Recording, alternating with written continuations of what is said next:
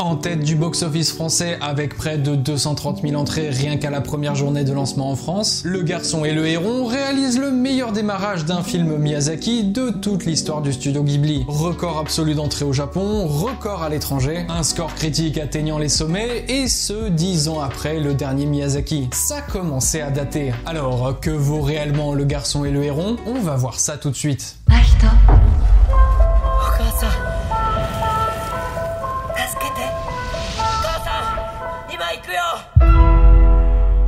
Hey, bonjour à tous, j'espère que vous allez bien. Bon, désolé d'avance, l'image est un peu sombre, mais en même temps, il fait nuit alors qu'il est 14h. Aujourd'hui, on se retrouve avec un bon vieux format critique. Et comme il s'agit des 2 derniers mois de l'année, vous aurez observé que bon nombre de films d'animation sont de sortie. On a donc eu Le Garçon et le Héron ce 1er novembre, on a Mars Express le 22, Wish de Disney le 29, Migration de chez Illumination le 6 décembre, ainsi que Chicken Run La Menace Nuggets de chez Aardman Animation le 15 décembre. Non pas au cinéma, mais sur Netflix. Bref, du beau monde, et il va falloir faire des choix si je veux tenir un emploi du temps stable. En attendant, je tenais à vous remercier sur les retours de ma dernière vidéo que j'ai sortie hier soir. Elle a eu un super démarrage, ça fait grave plaisir à voir. Du coup, si vous débarquez sur cette chaîne et que vous êtes nouveau ici, n'hésitez pas à vous abonner si le monde de l'animation vous plaît. Vous pouvez également me soutenir avec un like, un partage et un commentaire. Ça aide énormément la vidéo à se retrouver dans les recommandations YouTube. Mais si vous êtes là aujourd'hui, c'est pour écouter ma critique du dernier long métrage de Miyazaki. Alors, ne perdons pas une minute de plus, plongeons-nous tous ensemble dans cet univers étrange mais magnifique que nous offre Le Garçon et le Héron. Générique ?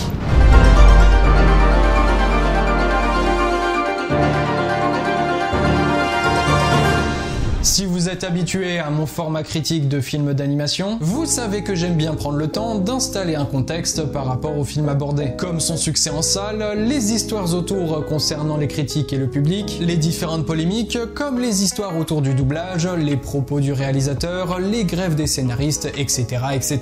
Mais comme Le Garçon et le Héron ne souffrent en rien de tout ça, la vidéo sera donc logiquement plus courte que les autres. D'autant plus qu'il s'agit d'une critique sans spoiler. Vu qu'il est sorti il y a quelques jours et que mon but initial ici est d'avant tout de vous donner envie de regarder des œuvres animées. Mais il y a tout de même 2-3 choses à dire autour du film avant de passer à ma critique. Tout d'abord, il faut noter un point assez original concernant la communication du film. Initialement prévu pour une sortie en 2020, puis repoussé successivement à 2021 et 2022, Le Garçon et le Héron est finalement diffusé au Japon le 14 juillet 2023. Un élément marquant à noter est l'absence totale de toute forme de promotion pour ce film, que ce soit sous forme de bande-annonce, d'avant-première pour la presse ou de publicité dans les médias. La seule image promotionnelle dévoilée avant la sortie est un dessin de Hayao Miyazaki représentant un personnage mystérieux se cachant dans ce qui semble être un héron. Rien de plus, rien de moins. Le film sort alors au Japon le 14 juillet 2023, après 7 longues années de développement intense dirigé par un Hayao Miyazaki assez vieillissant. Il faut rappeler que celui-ci avait annoncé sa retraite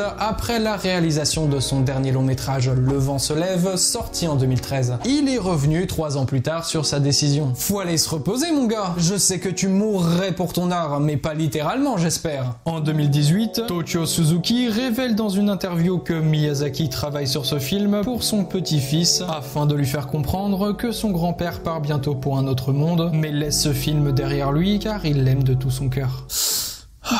Foutu poussière dans l'œil. Sa sortie au Japon a été plus qu'attendue par les foules, voulant enfin découvrir ce film si mystérieux. Et c'est dire, dès son premier week-end d'exploitation, il obtient le meilleur démarrage jamais acquis par un film du studio Ghibli, dépassant même celui du célèbre Voyage de Chihiro ainsi que du Château ambulant. Tout l'Occident regardait ces résultats avec attention et n'attendait qu'une chose, voir ne serait-ce que quelques images du film pour enfin avoir un aperçu du produit. Et c'est en ce début de septembre 2023 que sort la première bande-annonce américaine dévoilée par G-Kids Film. Bande-annonce arrivée en France en début de mois d'octobre pour nous, publiée par Wild Bunch Distribution, une société européenne indépendante de distribution cinématographique et de production fondée en 2002. On les connaît notamment par leur catalogue composé de nombreux films comme Le Voyage de Chihiro, La Marche de l'Empereur, Le Labyrinthe de Pan ou encore The Artist. Quand celle-ci est sortie en France, il était convenu par de nombreux spectateurs de ne regarder aucune image tournage, aucune bande-annonce avant la sortie du film, afin de respecter le choix de Miyazaki de ne rien montrer. Et je salue cette initiative, c'est très honorable. Perso, voyant des images diffusées et partagées de partout, je suis forcément tombé dedans. Et j'ai vu la première bande-annonce, mais pas la deuxième, qui apparemment spoil tout le film. Ce qui est dommage et stupide.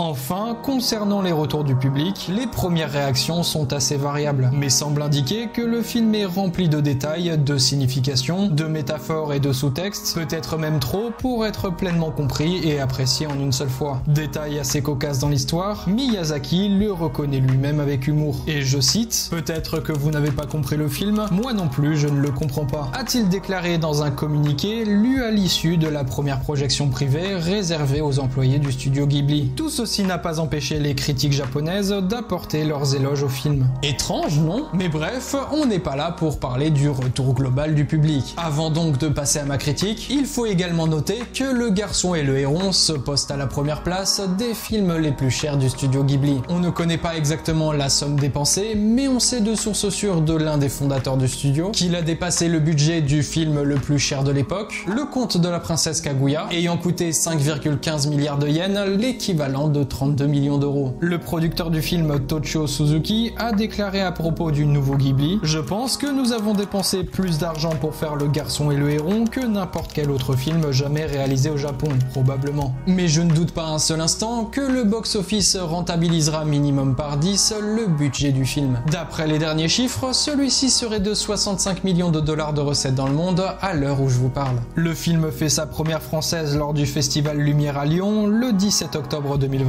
avant sa sortie officielle française le 1er novembre. Personnellement, je n'ai pas eu l'occasion d'aller le voir en avant-première au Grand Rex le 29 octobre. Non, je suis pas triste, mais pas grave, ça ne m'a pas empêché d'aller le voir hier et de vous en parler aujourd'hui. On peut donc passer à ma critique. C'est parti?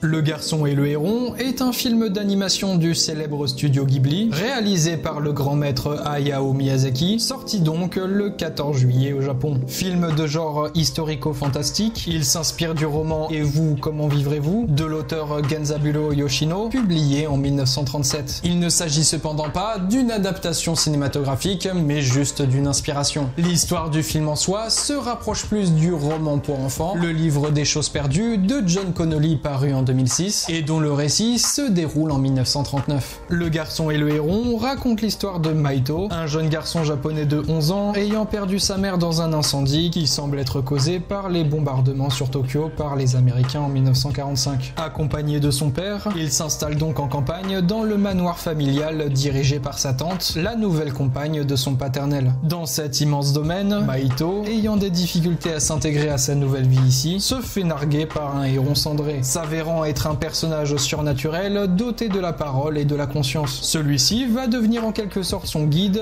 vers un autre monde où il pourrait retrouver sa mère qui ne serait peut-être pas morte. Maito décide alors de le suivre vers cette ancienne tour abandonnée au fond de la forêt, bien déterminé à sauver sa tante disparue et retrouver sa mère. S'ensuit alors de nombreuses péripéties aux confins du royaume des morts, mais pas seulement. Ça, c'est pour son synopsis, et je suis désolé si ça spoil un peu, mais je n'ai pas trop le choix si je veux rentrer un tant soit peu dans les détails du film. Mais rassurez-vous, je ne vais pas non plus rentrer dans les scènes trop importantes révélant l'intrigue du film. Mais du coup, Le Garçon et le Héron, qu'est-ce que j'en ai pensé? Bon, déjà, je l'ai vu en VO sous-titré, ce qui est un détail assez important pour moi car je regarde normalement mes Ghibli en français. Mais j'ai trouvé cette fois-ci que le doublage me paraissait moins bon et je l'ai donc regardé en VO. Mais pour le coup, regardez-le dans la langue que vous voulez, hein. C'est pas comme la version française désastreuse de Élémentaire par exemple. Non, pas de Star Talent ou quoi cette fois-ci, rien à voir. Le Garçon et le Héron possède une histoire très dense, intense, traitant d'énormément de sujets importants et durs pour certains, comme la mort et l'héritage, la naissance et la renaissance, ainsi que la guerre dans son sens global, national avec les événements de 45 au Japon, mais également personnel à la vie et à la jeunesse de Miyazaki. On y retrouve également une bonne couche de fantastique frôlant l'horrifique, propre à l'univers du studio Ghibli, ainsi que de l'onirisme, une touche de folklore et pas mal de gore, on va pas se mentir. Comme vous l'aurez remarqué, j'ai cité énormément de thèmes présents dans cette œuvre, ce qui fait bien évidemment sa force, mais également une certaine faiblesse, car non adapté à tous les spectateurs, que ce soit dans la mise en scène parfois violente, mais également le rythme de l'histoire. Effectivement, malgré une consistance solide, on ne peut malheureusement pas cacher ce trop plein d'idées dans ce seul film, qui certes est magnifique d'imagination et d'idées créatives, mais qui au final se retrouve au milieu de tous ces chefs-d'œuvre de Miyazaki comme une œuvre cinématographique assez convenue. On a donc un énième film incroyable de Miyazaki, mais qui pourtant nous procure pas réellement la sensation d'un film incroyable. Vous voyez ce que je veux dire pour ceux qui l'ont vu ou je suis fou? Et je me suis dit que pour cette longue année de production, je n'ai pas senti cette petite étincelle en plus que m'a procuré Le Voyage de Chihiro, Princesse Mononoke ou encore Le Château Ambulant. Le héros Mahito est présent durant l'ensemble du film, mais reste tout de même très discret sur sa personnalité et ses désirs. Il n'a que 11 ans après tout. On note tout de même qu'avec les événements de la guerre, il reste bien plus mature que n'importe quel enfant de son âge. Le personnage du héron, quant à lui, va servir de guide dans la quête initiatique de Mahito, poncif que l'on retrouve dans énormément d'œuvres de fiction fantastique. Héron que j'aurais pensé bien plus voir dans le film. Il est quand même mentionné dans le titre du film ainsi que son affiche, mais j'ai trouvé que son temps d'écran n'était pas si élevé au final. Après, il n'en reste pas moins important dans l'histoire, attention. Mais sinon, on note que certains spectateurs japonais avaient quelque peu raison sur de nombreux points. Le film fait 2 heures et met beaucoup de temps à réellement démarrer. Il prend vraiment son temps et ne possède pas beaucoup d'actions concrètes. C'est surtout un film à dialogue et au moment de contemplation. Perso, ça ne m'a pas plus dérangé que ça, mais je peux comprendre que certains spectateurs peuvent s'ennuyer devant ce film, voire carrément s'endormir pour les moins patients. Et ça peut se comprendre, le film possède beaucoup trop de sous-textes et de métaphores, ainsi que de nombreux mondes différents dont il faut soit posséder les références en amont, soit se renseigner après coup, comme je l'ai fait pour certains passages du film. C'est un choix que je respecte, mais qui peut comporter des risques car l'avis du public peut s'en retrouver très tranché. Le film est cependant magnifique dans sa direction artistique. Majoritairement 2D, on retrouve tout de même quelques touches de 3D, ainsi que des fonds de paysages aux aspects peints à la main. En plus d'être bourré de sens cachés au niveau de son histoire, le film regorge également de références artistiques, comme l'hommage à Paul Grimaud pour son œuvre Le Roi et l'Oiseau. Hommage assumé par Miyazaki depuis quelques années et dont l'exemple le plus parlant se retrouve dans ce dernier film. On observe également une référence très importante à la culture japonaise, et ça, vous avez été nombreux à l'avoir remarqué. Il s'agit de la séquence d'introduction du film. Ses tout premiers plans à l'animation sublime n'est pas sans rappeler la scène de bombardement sur Hiroshima de l'œuvre Barefoot-Gen qui en a traumatisé plus d'un d'entre nous avec ses corps brûlés, déformés par le souffle de l'explosion de la bombe H, nous offrant dans sa forme la plus crue tout le désespoir, la peur et la douleur de ses habitants voyant leur vie se terminer en un flash si soudain. Cette scène d'intro est spectaculaire dans son traitement animé, aussi original que violent, avec accompagné un sound design de qualité. On retrouve également une référence au tableau de Arnold Böcklin, L'île des morts, que l'on retrouve, je vous le donne dans le mille, dans le royaume des morts dans le film. Royaume dont les habitants à la peau noire transparente et éthérée sont également présents dans la fameuse scène du train dans Le Voyage de Chihiro. Perso, je trouve que ce film se rapproche beaucoup de l'histoire et de l'esthétisme de Alice au Pays des Merveilles, même si le traitement occidental n'est clairement pas le même que Le Garçon et le Héron, qui est un produit purement japonais dans son aspect et dans son histoire. Comme dans Alice au Pays des Merveilles, on s'attache beaucoup au thème du rêve, nous plongeant dans une histoire volontairement incohérente parfois, avec des environnements sortant de l'ordinaire, bien que rattachés au monde réel, de nombreuses illusions, un bestiaire très fourni et des personnages parfois de taille disproportionnée. Gros big up au roi perruche que j'ai beaucoup aimé d'ailleurs. Mais je spoil pas, hein. Non, pour ce qui est des personnages, on retrouve énormément de personnalités similaires aux autres œuvres de Miyazaki, comme la femme aidant Mahito, aux allures et au caractère de Lin dans Le Voyage de Chihiro, la femme du feu rappelant Marie et la fleur de la sorcière. Oui, je l'appelle la femme du feu car je ne peux pas trop en dire sur elle, désolé. Et enfin, les petits êtres tout mignons, tout choupinets, rappelant les Noiraudes ou encore les Kodama. De quoi vendre du merch à gogo. Si, arrêtez, ça sert surtout à ça. En clair, un film somptueux, mais qui n'arrive pas à se démarquer des autres chefs-d'œuvre de Miyazaki. C'est pas faute d'avoir respecté tout le cahier des charges d'un bon film Ghibli pourtant. Et c'est là tout le souci du film. Une œuvre excellente, mais tout de même un peu décevante. Sans parler de la musique, que j'ai adoré, attention, hein. Elle est composée par Joe Hisaishi, un compositeur de musique, chef d'orchestre et collaborateur de longue date du studio Ghibli. Et pourtant, je l'ai trouvée assez répétitive et plutôt discrète par moments, et même possédant quelques sonorités occidentales qui ne m'ont clairement pas déçu, mais que j'aurais aimé voir plus développées. Pour moi, la musique c'est super important pour un film d'animation, et surtout pour un Ghibli. Et là, je doute que celle du garçon et du héron survivra dans le temps comme celle du château ambulant par exemple. Enfin, j'ai été choqué comme de nombreux spectateurs par cette fin si brutale sans trop de conclusion. C'est à peine si le film a fini de dire ce qu'il avait à nous raconter qu'il nous fout directement à la porte. Et c'est assez vexant de se faire mettre à la porte. Mais sans plaisanter, j'ai tout de même trouvé que le film manquait d'une certaine conclusion, moins expéditive. On aurait plus dit la fin d'un chapitre que la fin du film. Après, c'est peut-être nous occidentaux qui avons trop l'habitude de tirer en longueur nos fins de film à base de monologues ou de morale pas toujours subtile. J'ai tout de même bien aimé la morale de ce film, comme un dernier héritage pour nous encourager à progresser, même en l'absence de ceux qui nous ont précédés. Ça se voit notamment dans une scène où Mahito feuillete un certain bouquin offert par sa mère avant de mourir. Encore une fois, un hommage personnel à l'existence même du réalisateur, aimant bien glisser dans ses films ses expériences de vie et ses traumas d'enfance. Mais au final, est-ce réellement le dernier long métrage de Miyazaki? Certaines rumeurs diront que non, en particulier une certaine source assez fiable quand même. Interrogé sur l'avenir du cinéaste par les journalistes voulant connaître la suite à tout cela, le vice-président du studio Ghibli, Junichi Nishioka, a démenti les rumeurs de retrait. Je cite, « Beaucoup de gens disent que Le Garçon et le Héron est le dernier film de Hayao Miyazaki, mais lui-même ne le pense pas. Il travaille actuellement sur plusieurs idées en vue d'un nouveau film. Il vient au bureau tous les jours. Je n'ai jamais eu l'intention d'annoncer sa retraite. Hayao fait son travail de la même manière qu'il l'a toujours fait. »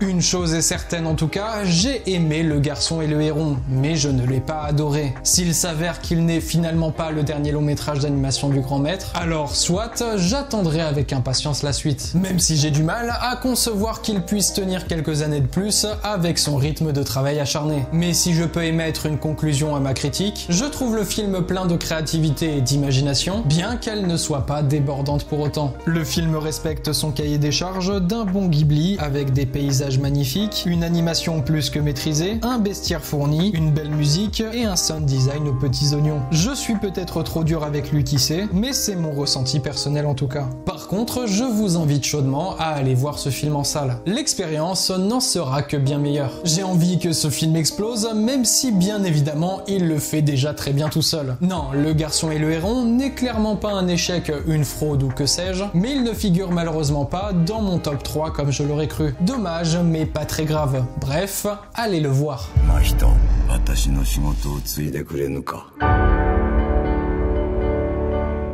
Voilà, c'est la fin de ma petite critique sur Le Garçon et le Héron. J'espère qu'elle vous aura plu. Si c'est le cas, n'hésitez pas à me le faire savoir en vous abonnant à cette chaîne si ça n'est pas déjà fait. Allez les amis, objectif 30 000 abonnés avant la fin de l'année, on y croit. Vous pouvez également soutenir et booster cette vidéo avec un like, un partage et un commentaire. Comme un retour de votre part sur le film par exemple, pour ceux qui l'ont vu au cinéma. Je sens que les avis seront très partagés. Enfin, vous pouvez me soutenir, mais cette fois-ci financièrement, avec un petit don sur ma page Tipeee disponible dans la barre de description. Je remercie bien évidemment tous ceux qui le font, c'est super généreux de votre part. En attendant chers amis, j'ai un programme très chargé concernant la chaîne pour cette fin d'année. Et j'espère que vous serez au rendez-vous car il arrive du très lourd. Sur ce, je vous laisse. Allez au cinéma, regardez des films d'animation vous faisant voyager, mais surtout, n'arrêtez jamais de rêver. À la prochaine.